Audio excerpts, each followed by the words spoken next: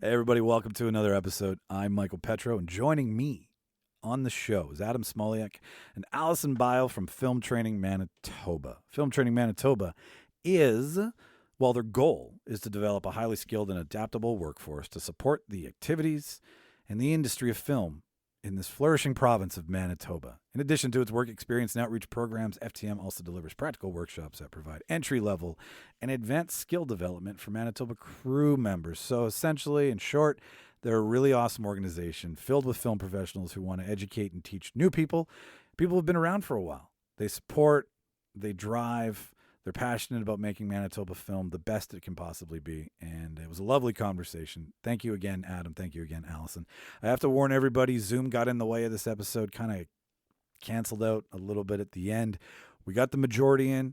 That's all that matters. So I'm going to fill in the blanks at the end for some information as to where you can find out more about the great people at Film Training Manitoba. If this is your first time to the show, please stick around for a couple more seconds. If you've been here before and you've done this dance, nothing has changed. We have nothing else going on but this podcast. So when in time that you need to stick around for this, I'll let you know. But head on into the quote-unquote theater. We'll see you shortly. As for you new people, thank you for giving us a chance, first of all. That's pretty cool to be like, hey, who are these idiots? Let's listen to them. If you want to learn more about us idiots, you just go to thereeldebaters.ca. That's where you can read. That's where you can see. That's where you can speak to all of us on the show. You can see our faces. You can read our blogs. And you can message us. You can email us at thereeldebaters@gmail.com. There's also our messenger link there on the website as well, too. And if you want to support the show, after this, you're like, I want to give these guys some pocket change. You can throw pocket change at us. If you throw more than pocket change, we're going to have a conversation because you're crazy. And if you want to buy stuff, if you're like, these guys are awesome, and you're like, I'm going to buy a t-shirt. I need a t-shirt, sweater, hoodie, toque, hat, tote, skateboard. All these things are on our merch site. So that's everything at thereeldebaters.ca. As mentioned, thereeldebaters@gmail.com is how you can talk to us. And if you want to follow us on social media, it's at Reel Debaters. We do a thing here each week where we like to thank those who talk about us, because the more you talk about us, the more people seem to listen. Thank you to our top 5 friends in San Jose, New Rochelle, Southington, San Francisco, and San Diego. These are the 5 top places in America that are spreading the good word about us, and they don't have to. Somehow in their social distance lives, they're talking about us, which is pretty cool if we come up in conversations. Thank you to that. To our friends in Canada, I should have this up, but I never freaking do. To our friends in Canada, Winnipeg, Vancouver, Kelowna, Dartmouth, and Selkirk, rounding off the top 5. We love everybody who listens here, guys. But these people are, like I said, they're conversing, they're spreading the word. I don't know what they're doing, but something's happening. So thank you very much for your attention, for your ears, from Jimmy, from Martin, from Mark, and from Rob. They never do this with me because I do this a week after the show. But they all send their thank yous and their love because, yeah, without your ears, we would just be talking into nothing. I got nothing else for you, so I'm just going to do the thing I do where I shut up, flick that reel, and you enjoy the show. Let's tidy up this tangle of film by putting it on a reel. Here is a motion picture film, 1,000 feet, 16,000 separate photographs. Welcome everybody to the official space section of the chart. What's the truth? You can't handle the truth. Sir, you're out of order. Out of order. I show you out of order. All right, guys, let's take it from the top one more time. Ladies and gentlemen, the best part about today's podcast is that your humble narrator right now forgot to press record. So we were in the throes of some really good nuggets of information that we're going to fast forward and get back into here. So anyways, you're listening, forget about me. We're going to get to who you're going to listen to. You're listening to Adam Smoluk and Allison Bile from Film Training Manitoba. And we were just talking about the evolution of Film Training Manitoba, which I think is a perfect place to start. So, Adam, you were talking about what Film Training Manitoba is. So, how about for everybody listening, we'll just fast forward into it. What is Film Training Manitoba by definition? So we're an organization which provides workforce development for Manitoba's film industry. We were founded in 1999. So we work really closely with industry to address training needs. So that means working with production companies and working with unions and working with our industry as a whole to target and plan for training within a given year here in the province. Okay. And both you and Allison have been with Film Training Manitoba for what, close to 15 years now. Is that correct? Correct. Yeah. All right. So that is a very strong working relationship, ladies and gentlemen. I want to know, let's start off with, what do you guys offer at Film Training Manitoba? Like what are the basic courses that are on the list right now for someone, say I want to get in the film. What do I need to take? Well, we're always very careful when people engage with us to really qualify that it's the right fit for them. So we're a non-for-profit charity, so we always want to make sure that people are aware what our services are and how they can go about getting into the industry. So we don't ever want a scenario where someone sees something we're doing and just says, gee, I'm just kind of interested in doing this out of sort of just curiosity. We hope we're attracting people for the workforce development. With that said, our flagship online course is called Set Orientation, and it's provided really every region in the country has a version of it through the locals at the various unions in the film industry. And the film industry is unionized everywhere in North America, really everywhere in Europe. And if you're talking about large-scale film productions, studio films, for the most part, those are going to be unionized productions. So FTM works closely with the unions. IATSE 856, which is our technical workers, people that work in the lighting department or working in hair or makeup, transport. And then the Directors Guild is more administrative workers, so people that work as assistant directors or accountants, those types of positions. I always say to people, I recommend go to those websites directly and cross-reference things that you might be interested in, and even give them a call as well. The people that work at all those organizations are very helpful. So what we do in a given year is we have anywhere from 35 to maybe 65 individual specialty courses. Wow. And those tend to be short duration, and the class sizes are anywhere from, for highly specialized courses, we may only have 5 people take it. Ones that are more broad-based, we may have 20 or 30 even. So it just depends on what the requirement is and who the partner is and what they're looking to do and how we can work with them. Okay. All right. Allison, what is in set orientation? What it sounds like something. It sounds like I need a compass. Am I right or wrong on that?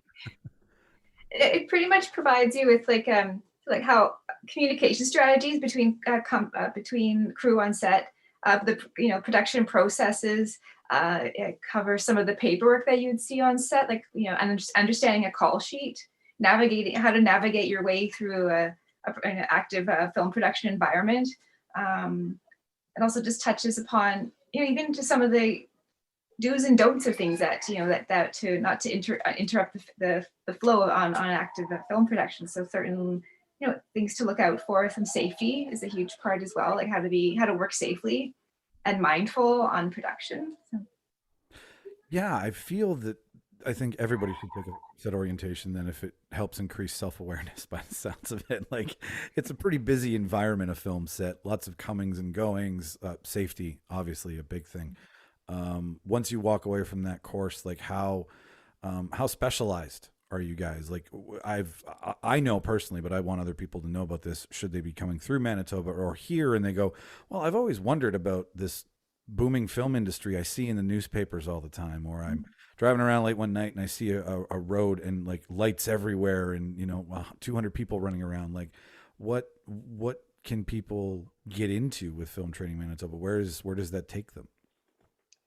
Well, I'd always say if someone is in that position, and even for yourself, Michael, at any time, we're open as staff members to engage with people and talk to people directly. So we're always open to take those calls and for people to reach out to us. The set orientation course itself is also a requirement of membership of IATSE 856, the Directors Guild, and ICG 669, which is the guild for camera that covers all of Western Canada. And so it's a requirement of the industry. And you never want to be busted as someone who hasn't taken that course. I've seen that happen before, where someone says, "Excuse me, you just did XYZ. Have you taken set or oh, I haven't." And you don't want a situation like that ever for working crew members where someone's behind on taking their courses. So that's, one of the reasons definitely to get it, so that you have familiarity of the best practices in production. Another element to this as well is if an individual has pre-existing skills. So if someone has experience in a certain area within the labor market, they can often match up very well to other positions in the industry. So I'll give you an example. Someone that might be a hairstylist could certainly work and go in the direction of learning about working as a hairstylist and a hair key potentially when working in film. There's matchable skills often. So I always recommend, again, going to our website, cross-referencing the various positions and roles within the industry. And then again, you could always go to the unions or even the route of non-union. And that's often the non-union route is really a lot of times through the Winnipeg Film Group. And I know earlier in the first part of this, Allison and I were touching base and talking about the importance of the film group within our community as an organization which has all kinds of services, where there's equipment, whether it's some artistic classes. So the film group has all kinds of programming that's very valuable as well. And we have a different framework and different mandate than the film group, but we certainly, both Allison and myself, are people that have been very involved with the film group in the past. What I love about getting closer to the industry and talking with you guys is that it is a very community-based effort. And there's like all of you guys talk to each other. Like all of the different groups might have different mandates, like you say, but you're all rooting for the same team. You all want the same outcome, and you all work together to do it. Which I like. You were saying the things about Manitoba film and music, and they say the same things about you. Like I've had conversations with all these amazing people you're talking about, and just not on the show yet. And it's this lovely community effort. But yeah, Allison, you were talking about how you kind of came up with the Winnipeg Film Group. That was pretty integral for you before FTM, was it not? Yeah. Oh, for sure. And I think in university, I did get a bit of exposure to film production when I was taking a theater production design course, like a second year course. And we were a small group, and our professor said, "Do you want to go on a field trip?" One of my former students, she works in the art department on a movie. "Do you want to go to, well, let's go visit her." And it was one of these like pre tax credit. It was like a low budget. It was a Roswell, Roswell alien invasion, yeah. And it was these like low budget movies. I think they were showing on like the W channel or the WB channel, like one of those like American cable channels. Yeah, another one. We went to an abandoned like milk warehouse like in St. James. It probably was like a Safeway, storage warehouse, but we went in there and it was all like the desert trying to replicate Roswell. And I was like, this is cool. How can I get into this? And that's kind of where with the film group and getting into low budget films. So it was that kind of little spark to that. So there is an evolution of the 15 years of FTM. And I like to talk about everything like it's an origin story or a movie, because it's just easy to reference. Mm-hmm. And you get movie people, so you'll get it. So the early FTM stuff, what were you guys teaching then? We know what you're teaching now. Like the industry has just jumped leaps and bounds. I think we used to do all of the required courses in class. So we took up a lot of time doing like in-class set orientation, in-class this like a couple times a month. And we did in-class information sessions, and like we'd book a Monday night and people could come in and interact with us, and all the required courses. We were heavy on those as well. I'm sure Adam can attest to that. So we had more staff, and we had one person, and her job was just organizing those courses all the time, once a month, 10 times, so that was her job, strictly doing that. And we had pretty like rudimentary record keeping at the time. So everything was like Excel, typing it all into Excel and calling people and collecting, we didn't have debit. I don't think they had a debit back then. So it was all just like that. Allison, you're giving me a flashback. Do you remember the photocopying we used to do? Oh yeah, photocopying, like binders, like phone books. Oh my God. All the paperwork. So paperwork heavy, just like film productions are paperwork heavy as well. Yeah. Because the color codes, we'd have to buy tablets of paper for because there's a whole photocopy color breakdown, Distro list. yellow, pink, like green, light green, tan. So we were like, okay, well, for set orientation, let's get all the paper of those to. Yeah. So just the paperwork heavy. Just to clarify this, so for listeners that aren't, they're hearing this, in film there's a distro list, right? And so when the script goes through revisions, there's a revision list of colors that the film, so that they can stay organized. So they have various, I don't know which, in different regions probably have different color codes, but essentially you'll have a green page, a blue page, a yellow page, pink pages, and you'll go through. And so what Film Training Manitoba used to do when we first really got going as an organization back in the late 1990s and early 2000s, and this sort of started to wrap up a little bit when I first started 15 years ago, but we literally would print out these massive booklets on the photocopying machine of changes within scripts and sides and all the rest of it. And it was days and days of just, you'd be photocopying like crazy to prepare a set orientation course or an intro to paper course. And so Allison's correct that our initial offerings as an organization were the basic courses, required courses, but what we've been able to do is put those courses as a distance style learning output now.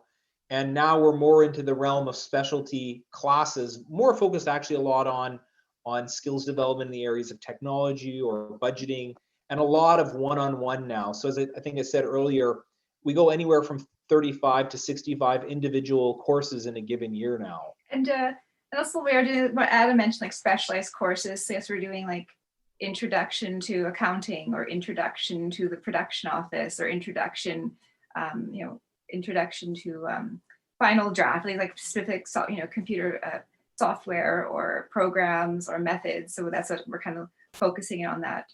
And I guess that's how we kind of differ from other, like the film group, where our courses are kind of on the very department oriented specific skilled. So it is for like assistant production coordinators to learn, or for an accounting clerk. So these are all very laser specific.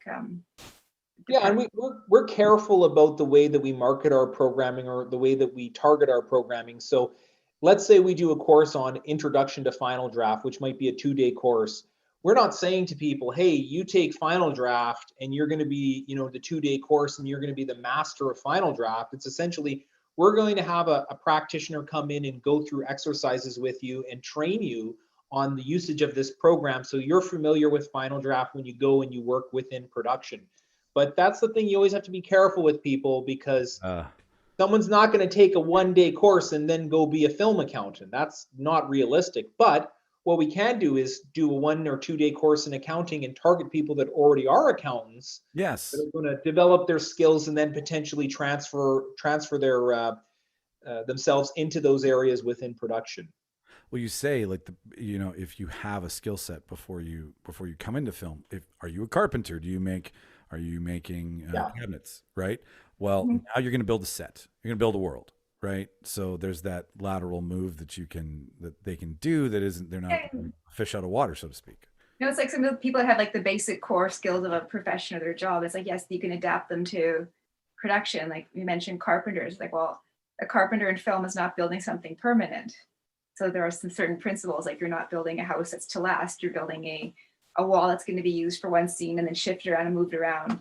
And then probably at the end of the production will, taken apart, so it's not like permanent. It's like, they're not permanent. It's portable. It's you're using it for the setup for the purpose of this. Well, I'll tell you why it's so important that FTM exists as an organization is people often, when they're engaging and wanting to go work in film, they often don't calibrate their resumes or their approach into the industry. And I'll give you an example of something I had years ago. We had organized some sessions with a very senior level producer who was helping people on pitching and giving coaching on how to go work at a production company. And I remember there was a fellow that walked out of the session, and he was talking to me and saying, boy, I got some really good coaching here on how to work in camera. And I went through my resume with her, and I said, oh, I'd love to see it. And I looked at his resume. I said, well, you and I talked one time. Don't you have a business administration diploma? And he said, no, but I just wanted to focus in on camera. And I said, my goodness, you just had a meeting with a senior level producer who owns a production company. Yeah. You would have wanted to have the business admin, because you can do budgets. You can do proposals. You have a education from a very good college here. And sometimes people just don't think of those things. And so that's what we try to do as an organization, is to help that qualifying and that coaching, so that when people are going and entering into the industry, that they're really prepared in a good way to put their best foot forward. Are there and not I'm just curious if it's just the solidification of the acknowledgement that the film industry in Manitoba is the best, and thus you give the best equipment, the best tools. Do other places like this exist across Canada and the States? Like, are you going to go to Missouri and find, No, no, we're very lucky in Manitoba in a lot of ways. We have great tax incentive. As I said before, we have fantastic crews. I'm just always blown away with how talented our technicians and administrative workers are that work within film. Our production companies are great, but we have some, as an organization, Film Training Manitoba, we have some very unique relationships that allow us to do all kinds of customized training here right in Manitoba. So for instance, we have a great working relationship with William F. White, which is a equipment supply house. Yes. They have cameras, they have lighting equipment. And so often FTM does, pre-COVID, of course, we do training where we partner with Whites and go into their warehouse and go into their facilities and actually do customized training with the latest, best equipment, because William F. White is one of those companies in the country that does that. So we're very fortunate to have that working relationship where we can strategize and do training in partnership with Whites, and then often very good training with IATSE that will come in as a partner as well to do specialty training. So for instance, we haven't posted it yet, but we have a course coming up on camera cranes. So we do a 2-day course on camera cranes with Francois Balcan, who's a brilliant instructor and technician here in the community. So we do specialty. And I should also make mention, we used to have an expo pre-COVID where we would go to MidCan, which is, I believe, one of the largest combinations of a post-production and a company, a production company in between Calgary and I think it might be even Toronto, in between in terms of the geography. I think they're one of the only organizations in that area throughout, Saskatchewan, Manitoba, and Western Ontario that does all the things that they do. And so they have post-production suites, equipment rentals, and they've been a fantastic partner as well to do our expo. So our expo for the last number of years has been, we get a bunch of different cameras from MidCan, and we shoot footage, and we partner with MidCan, and then the production company side is Frank Digital. And we shoot a bunch of footage, test footage with performers and different test scenarios. And then we take that footage and then we go and do a full post day, and go with a post-production supervisor and go and cross-reference the footage that's been shot, so that the participant can see the difference between the various camera systems and what you can do with that camera system in post. So we're very fortunate at FTM to have those relationships with those companies that allow us to do specialty training and get the equipment in the hands of the actual technicians. And I think, Michael, you'd said earlier when we were chatting, one of the big changes, I think, was the move from film, analog, going into actual digital. And FTM was one of the first companies in the country to actually get a hold of a red camera and do full-on training. I think it was Sim Video was the company we worked with and partnered with at the time, which is about 15 years ago. And there's an instructor for Film Training Manitoba, Kaylee Gibson, that works in the camera department. I'd recommend getting him on your show. Kaylee's anybody. I'll take anybody. Send him my. Get Kaylee Gibson. I mean, he's a very talented guy. But Kaylee talks about it that in Manitoba, and I don't know which production it was, but we were one of the first regions in North America to actually shoot digitally, I think on a red camera. That's my follow-up to that was like, the evolution of the film industry is changing every day. How are you staying current? Well, you obviously, when the red camera came out, and I'm a layman, so I'm not even going to pretend to know that I only know that those are very fun, fancy, cool cameras at the time. Like they're the Cadillac, right, of cameras. And so to go grab one and offer a course on that, you're like, hey, no, we're serious. Come to Manitoba.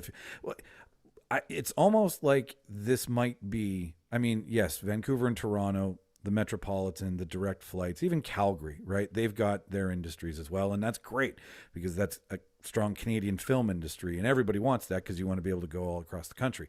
But it seems that Manitoba is a place to come learn, to come experience, to come trial and error here. There's support for you. There's a community here for you. And if you want to get in it, you can. What has that been like watching over the years as the film evolution industry here has changed? Film industry evolution has changed.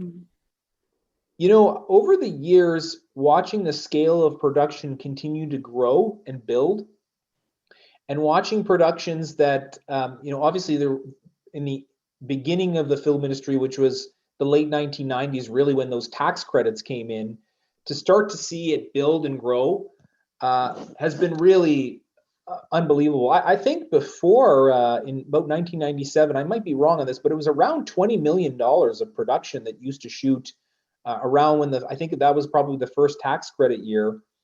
And then I believe the last audited fiscal year for Manitoba Film and Music, and I might not be right on these numbers, but I think it was 269 million in total production volume shot here. You'll have to cross-reference this with the Film Commission, because the Film Commission really is the leadership role of attracting and promoting those tax credits and administrating those tax credits, and then also promoting our industry to the studios and connecting with the industry in Manitoba to the offshore or productions that are coming from outside the province.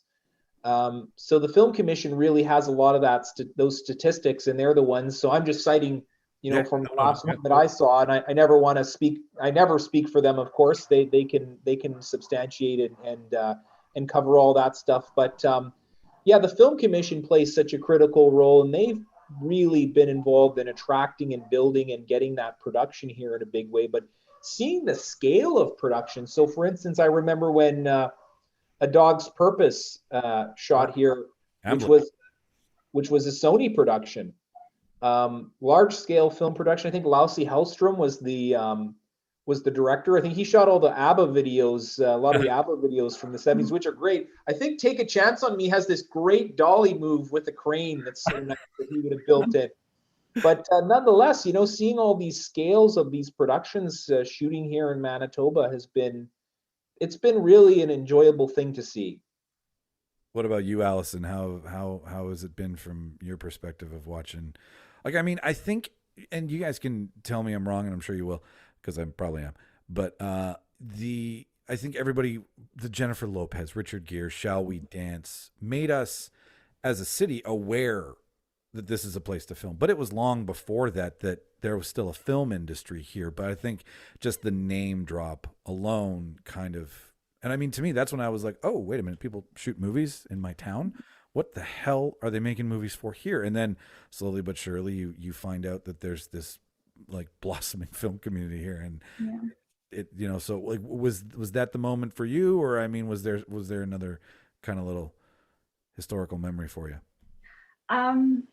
I guess really just noticing the production size growing, even like when I was doing my internship with FTM, which is around like 2003. So a lot of the films that I got placed on, there was a combination of Guy Madden was shooting, and around the same time, 7 Times Lucky was being shot around the same time as well. So I knew of some people who were working on 7 Times Lucky, which is produced, directed by Gary Yates.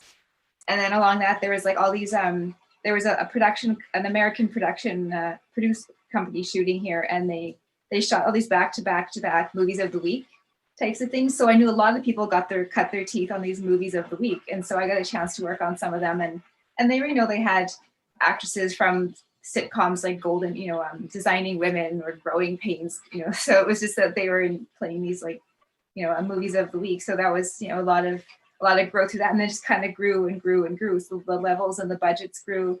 But I remember working in the costume department on one of these, and the types of people that they would fly in actors from Vancouver to play newscaster for a day, like that. They would just and so they would have to dress, and bring in an actress and buy costume pieces for them to do one bit playing newscaster and standing in front of the legislative. So I kind of noticed that you'd see production growing, and that level just kept growing. Yeah, and I, as soon as I found out that we were replaced and a thing was being done here, I started to know. Just Kill Me with Ben Kingsley and Tia Leone. That was one. There was a not Mark Paul Gosselaar from Saved by the Bell. Zach, yeah, not Zach. Fast and Furious. Help me out here, Adam. Paul Walker was here for one. And then I remember having a moment outside of a bar, and Bill Paxton was here shooting something. And we had a lovely conversation about why Winnipeg is not pretentious and the art scene here is amazing. And he had so much fun while working and blah, blah, blah, blah. And I was like, okay, all right. Winnipeg is a film capital. Just admit it, Michael. But you guys have both mentioned that you have these previous lives of film, and we talked about it before, and I think it's a great time to mention it because you're talking about working on set. Allison and Adam, you've got stories for days. How did you guys find yourself in the film world to get into FTM? Like, was that both something you wanted to do on the administrative side? Allison, start with you. I guess there was just an opportunity there, and then my brain started to develop. I just got fascinated with organizing, administrating, and just kind of setting up my own system, and that's kind of what my first exposure to FTM was, doing that. I was kind of taking over all this administrative paperwork and reporting, and it just looked like this alien language to me so just to make it was just this heavy governmental language. But then my brain started functioning around it, and I just started to, understand it, and which is very comforting reading that. And now I enjoy doing the administrative side of this, and it's, I like it. I think I just kind of learned from scratch in a way. So I kind of, but just taking some, some management courses, it kind of helped to gel it all together for me.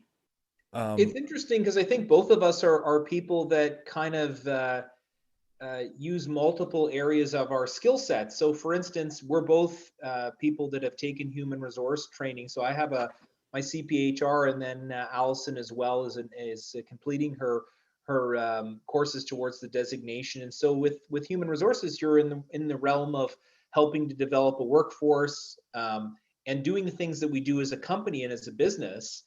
Film Training Manitoba does, but also because of the fact that we have experience of working in production for many, many years. So my background essentially was that as a little boy, I was working in film. In 1987, I did a film called Monster in the Coal Bin, which was an NFB film, and it played at the Toronto International Film Festival. I think it's about 20 minutes in length. Do you have a copy of that at all?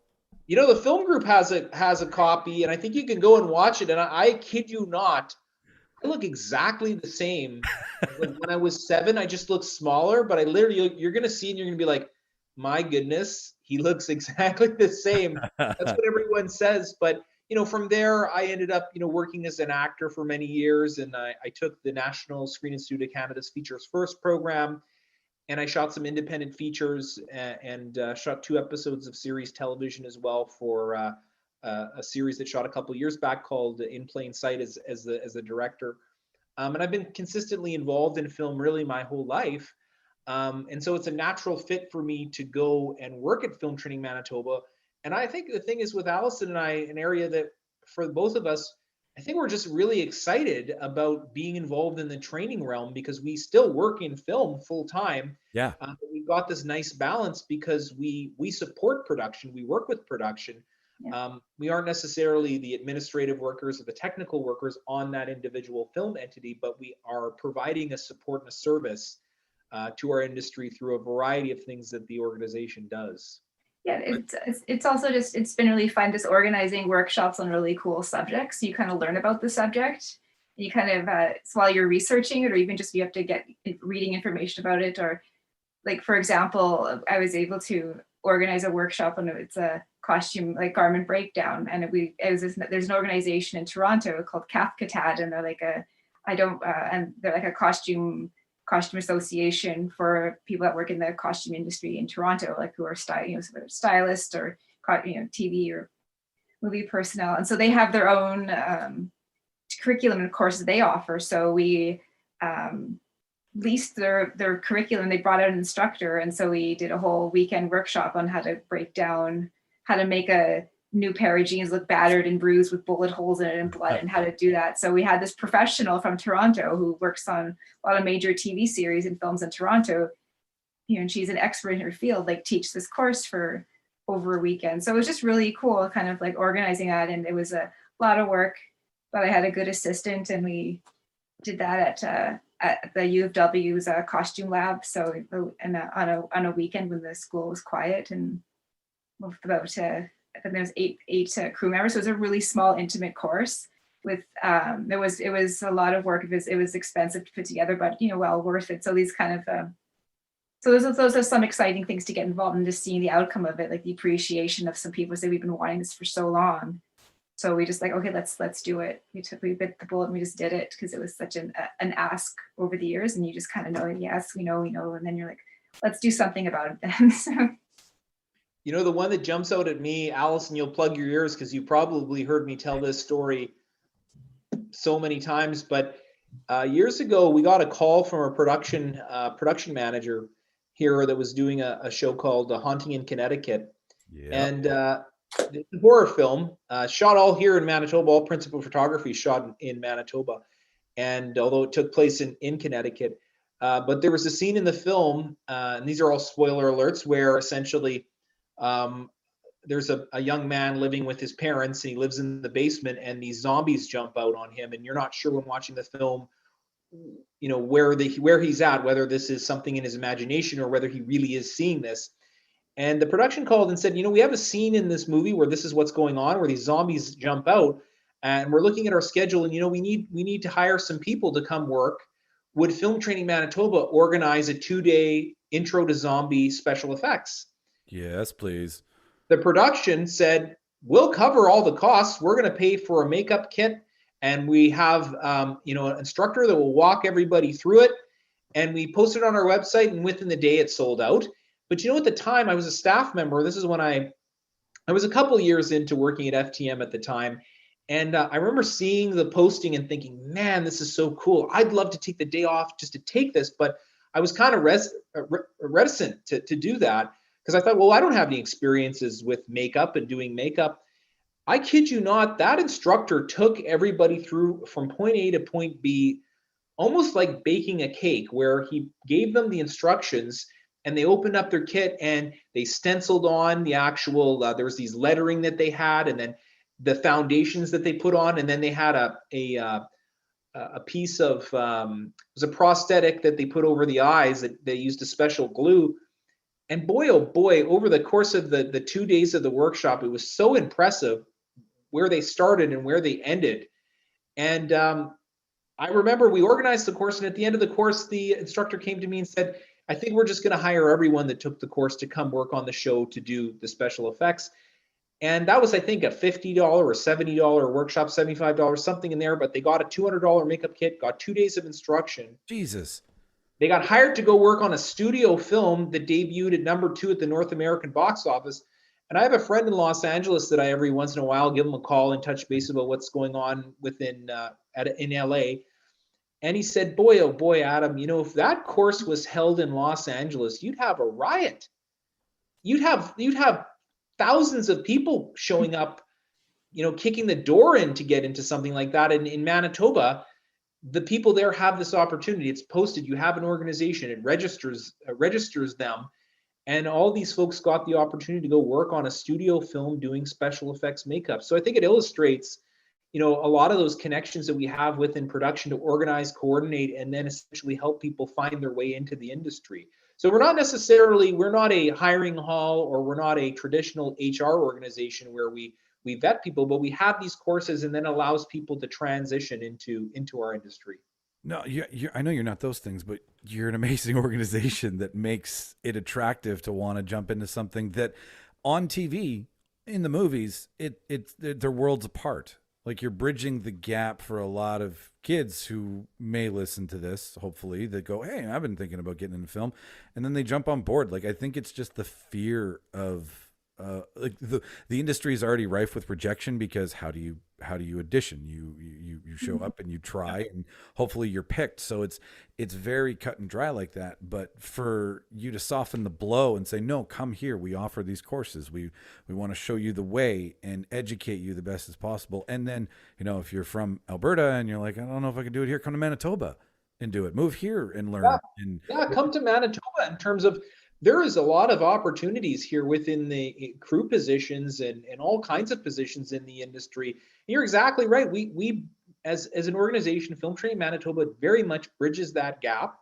And the thing I always say to people is call our organization, contact us. We can do one-on-ones, free sessions where we meet with people and advise them on getting into the industry.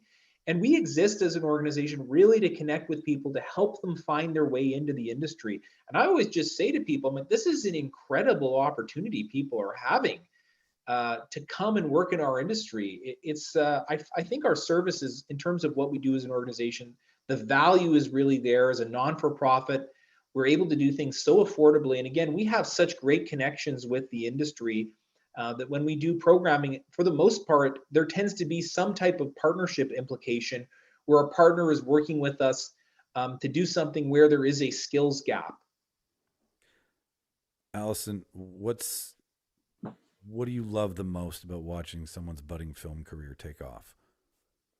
I guess certainly for myself, when I was, we had an internship program. It was with funding through the federal government, and however, it's on pause, it's on hold. There's just, you know, with the federal government, there's always changes with the funds that's available. So, but seeing some of these individuals that I met, so like they would come through our door and they would not really have any understanding of film. Like they would just they graduate from a film program, but other than that, they were unaware of like the multitude of other positions within that make up this industry. Because if you're only familiar with director, actor, cameo, but then they learn so many more about other positions, and then they would go through this internship program, and you know they would just see them grow to, you know, they get their membership with IATSE, and then they would become a department head, and then become a trainer, and then that full circle with they become a trainer now. It's like you graduated, now you're kind of teaching the, you know, someone that was you like 10 years ago, and now you're the mentors, you're the Jedi, if you want to use a Star Wars. Yes. After this, I'll bring my lightsaber, and I went to Star Wars Land a year, but right before COVID. But, you know, that's that kind of, but you know, that's sort of that, you know, seeing that growth, seeing like they were once the trainee, they'd kind of come through our door, and then now they're moved up within their department, they're a department head, and now they're like in that position where they can, with confidence, you know, be a trainer themselves, you know. We had Carl Herman that worked on the speeder bike sequence for Return of the Jedi. We had him as an instructor a couple of times for us. Another time we did an instructor, I forget the fella's name, but you'll love this story. So he was talking about how he worked on the models for Wrath of Khan. Okay, here we go. And he told the story about, this is now a famous story where they brought the design of the Reliant, which was the other ship kind of at odds with the Enterprise in Star Trek II. And the way the ship was designed, the director came and he signed, he initially saw the blueprint and he did a signature, but he did it on the like upside down. And they were looking at, he told us this story, and he said, they just kind of, then they said, I guess he wants the like this part of the ship on the other side. So they flipped everything because where the initial was of the director. So they're like, oh, we'll do it this way. The guy told us this story. It was fantastic. So ship upside down based on his signature. Yeah. That's where his signature was. So originally the way the Reliant was that the thrusters, I guess, were on the top, but in the film they're on the bottom, but that's where the initials were.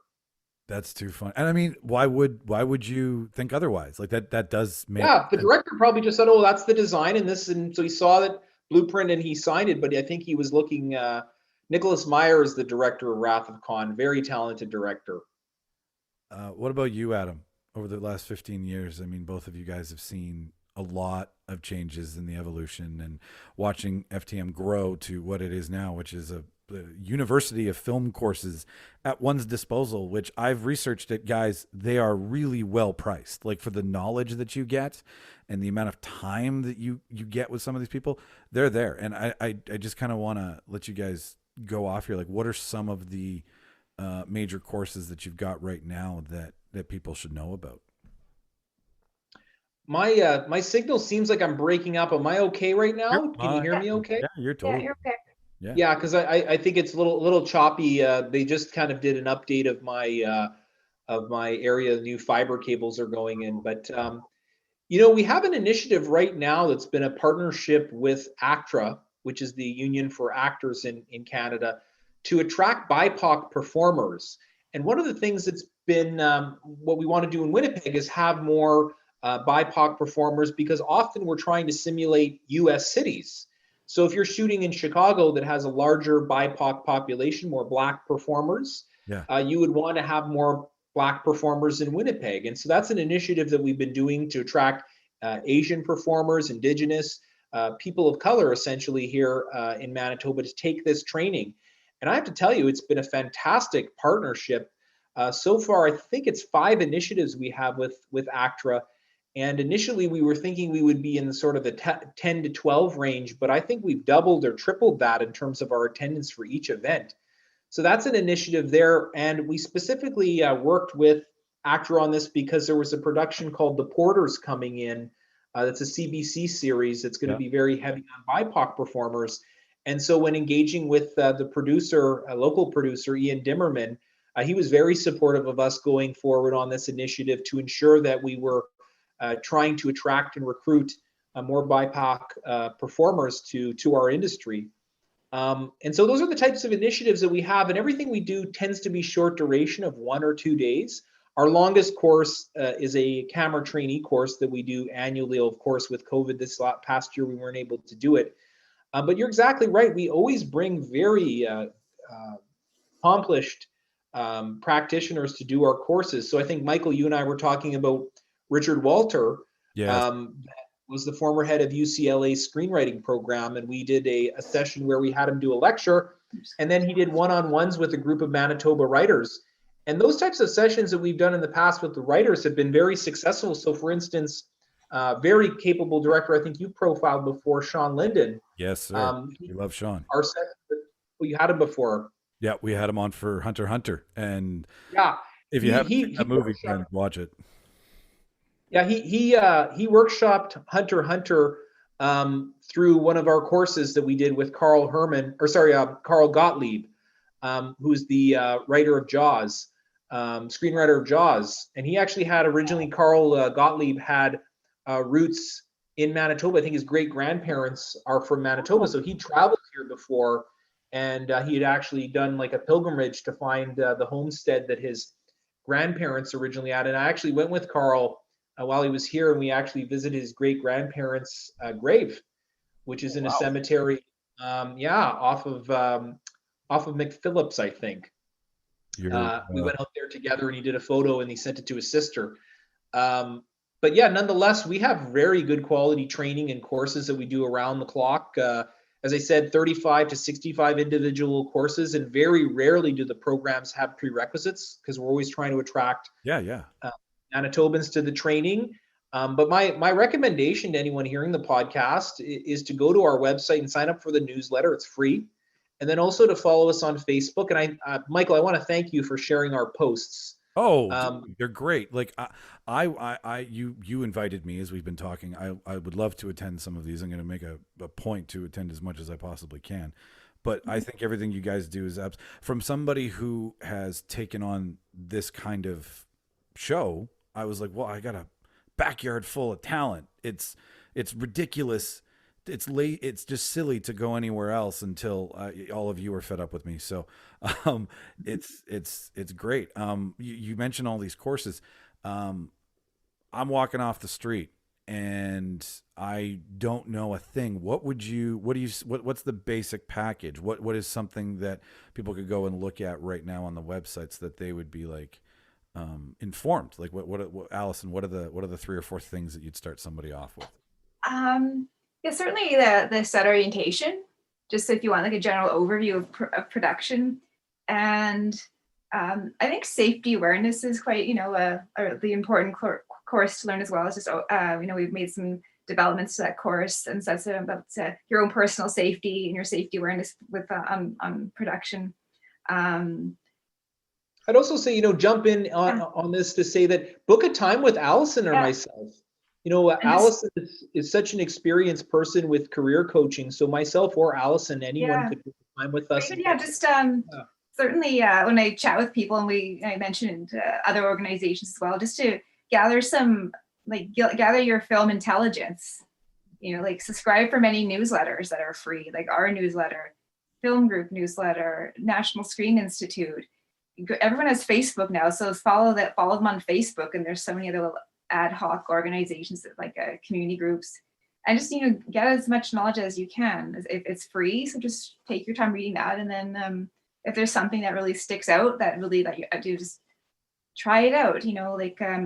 Or go to a film screen and join like the Winnipeg Film Group. I volunteered at the film group, and I volunteered on some other, and this is one day when they can do film screenings again, but I'd volunteer on film screenings, and I'd help out, hand out the cheese, but I was there at a film screening. I would interact with get to chat with the director, or while you're volunteering and you're getting drinks ready. It was fun, doing that, just to get involved in those aspects, and just see what other courses are interest you, and that's kind of one package, take away with that when when someone comes in to chat with us. And so instead of just going to a website and being like, I think I need this, somebody wants to take your call and talk to you. Yeah, and we'll talk to them. I'm just blown away by how cool you guys are. I am. That is the one thing about this that just keeps coming back. You're such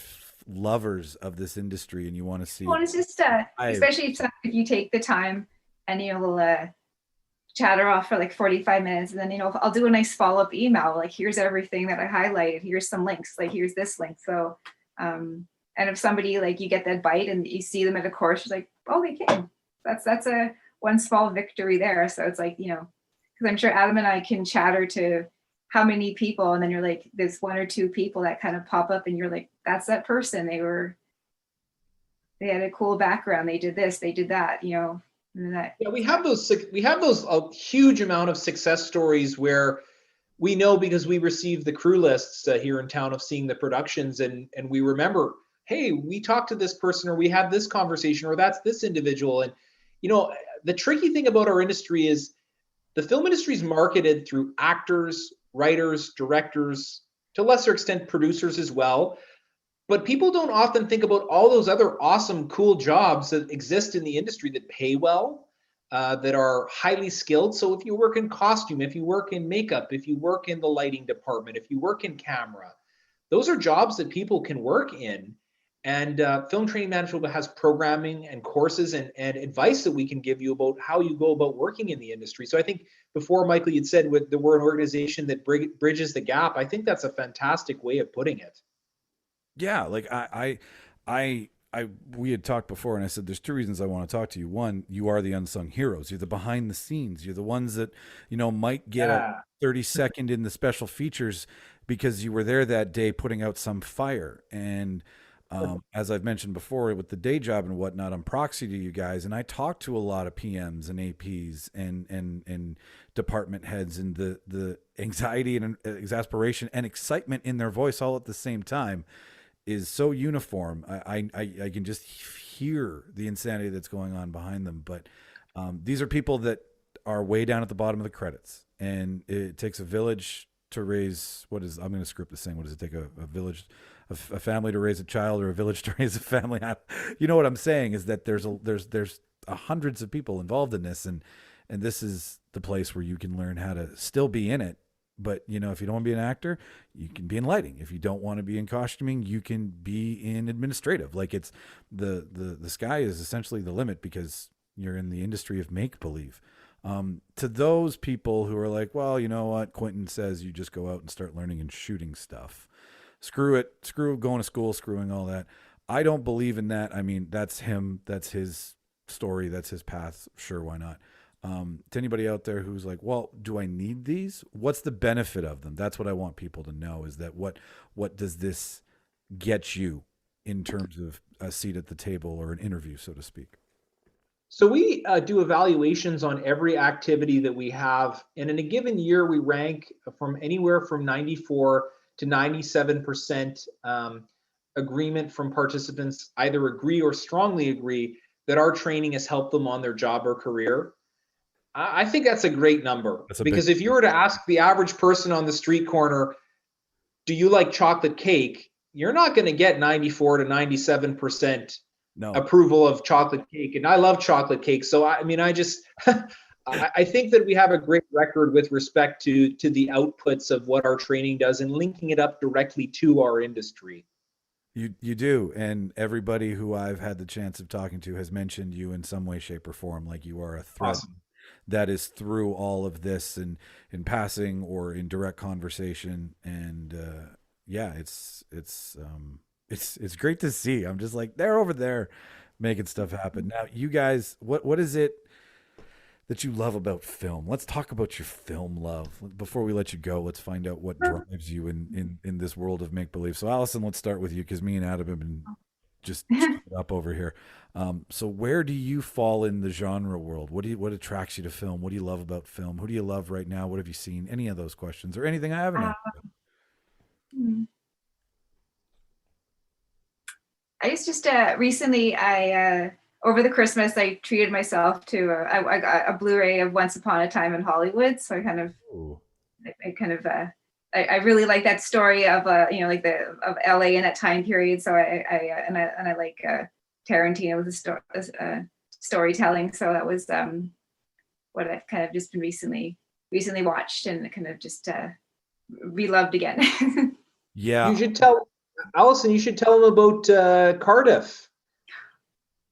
Oh, and then actually, yeah, sorry. And then at a board meeting, we did a little icebreaker, and over the my partner is from the UK, and we went to go visit his family. This was 3 years ago, and we're both avid Doctor Who fans, like the classic, and they were doing a 50-year anniversary of this Doctor Who experience at Cardiff at the BBC. The BBC they have a studio in Cardiff, and they did a 50-year retrospective of Doctor Who. And it was all like the props and the costume pieces and just all the memorabilia, whatever they could find. And so we kind of watched, saw the Daleks and the Cybermen, all the the props that they built.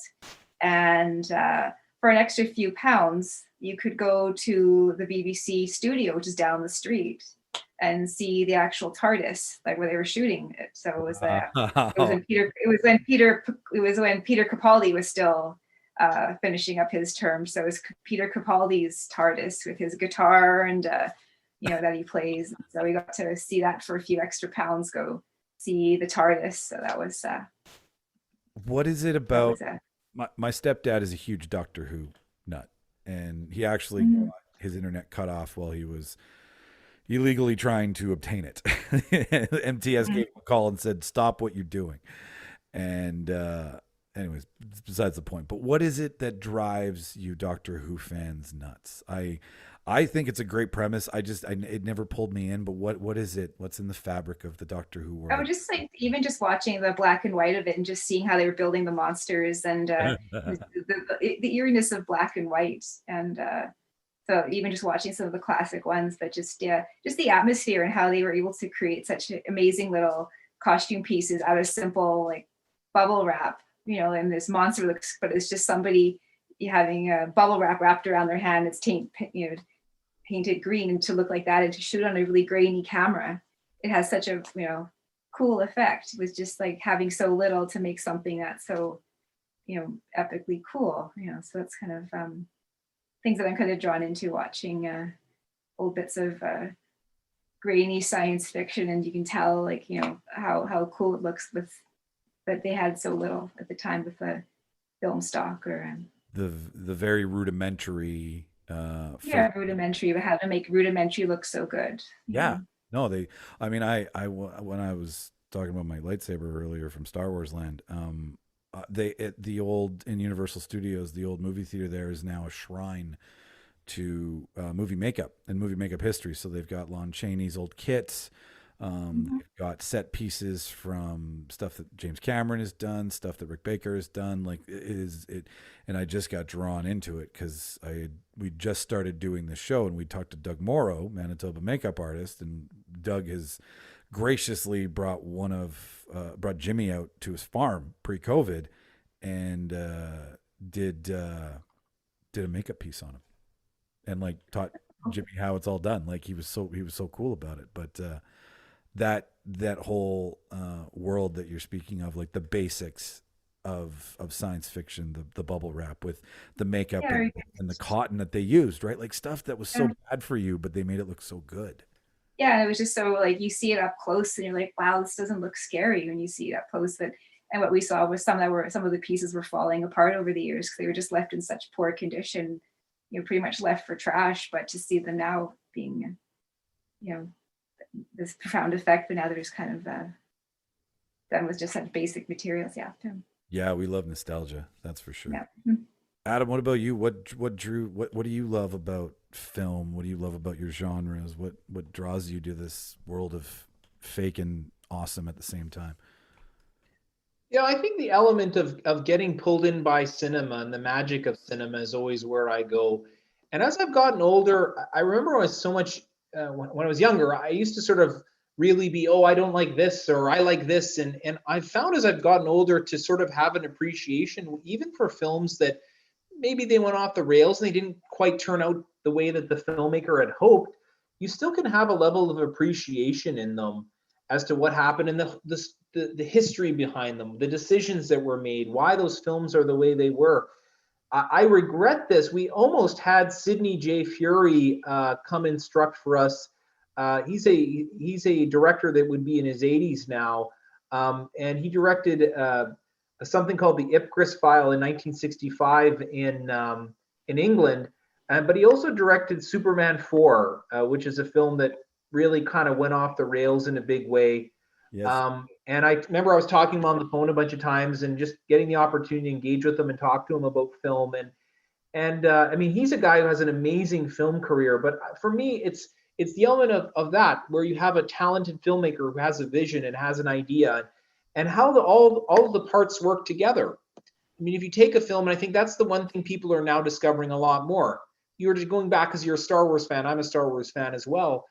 I mean, I think it's Ralph McQuarrie that did all of the designs, a lot of the storyboards and things for Star Wars. That, I mean, the designs of the masks and of the Death Star and of the various TIE fighters and all those things.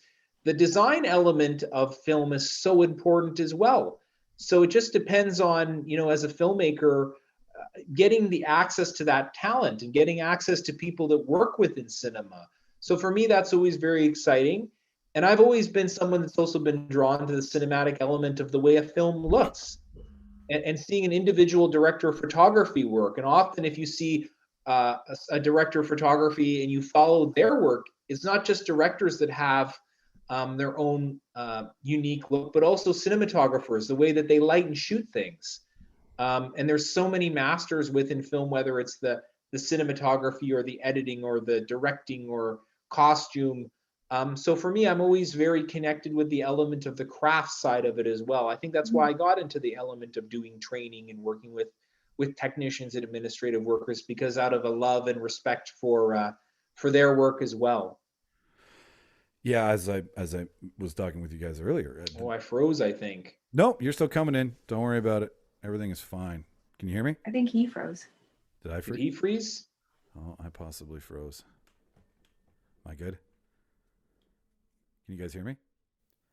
And that, ladies and gentlemen, is exactly where Zoom decided to say, I don't want to do this anymore. I'm going home. So if you want to find out more about Film Training Manitoba, head to filmtraining.mb.ca.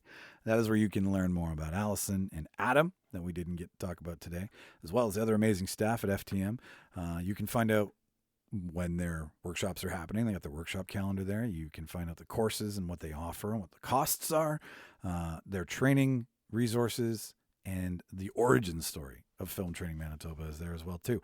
Filmtraining.mb.ca. You can find them on Facebook. Just search Film Training Manitoba. And if you want to find them on Instagram, it's at Film Training Manitoba. Thank you again, Adam. Thank you again, Allison. Next time, I promise a more secure internet connection so that we don't have to abruptly go, crap! Did we get enough? As to all of you guys, like always, watch all the movies. Have a great time. See you next week.